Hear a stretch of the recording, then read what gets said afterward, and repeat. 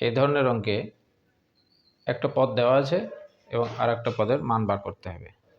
তো সেক্ষেত্রে যে ফর্মুলাটা ব্যবহার হবে সেটা ঘন কিউবের ফর্মুলা ব্যবহার হবে বা ঘনের।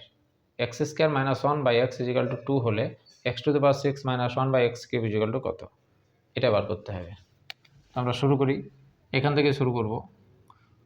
বা x square minus one is equal to 2x বজ্র গুণন করলে, তাহলে এক্স স্কোয়ার মাইনাস ওয়ান এর হোল কিউব সমান হচ্ছে 2x এর হোল কিউব।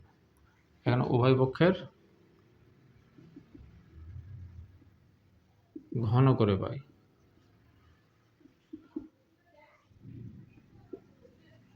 বা তাহলে a মাইনাস বি এর হোল কিউব এই ফর্মুলায় ফেলবো, a cube minus b cube minus 3ab into a minus b, a cube minus b cube minus 3ab, তার মানে a আছে x square into b 3ab into a minus b, মানে হচ্ছে x square minus one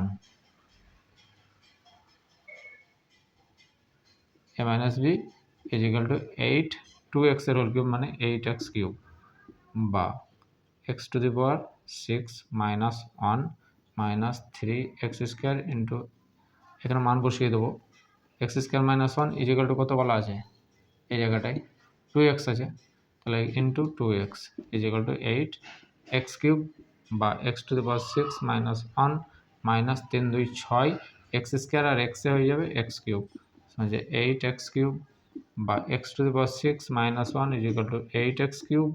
এই 6x কিউবটাকে এদিকে minus 6x কিউবটা এদিকে নিয়ে গেলে প্লাস হয়ে যাবে, প্লাস 6x কিউব বা x to the power 6 minus one is equal to 14x cube, বা x to the power 6 minus one by x cube is equal to 14x cube by x cube. এখানে উভয় পক্ষকে x cube দিয়ে ভাগ করে, তাহলে এখানে কত দাঁড়ালো, এক্স কিউব কেটে গেল, x to power 6 minus one by x cube is equal to 14, এটা হয়ে যাবে আনসার। অর্থাৎ এটাই চেয়েছে, x to the power 6 minus one by x cube এর মানটা কত, এটা মান বের হলো 14।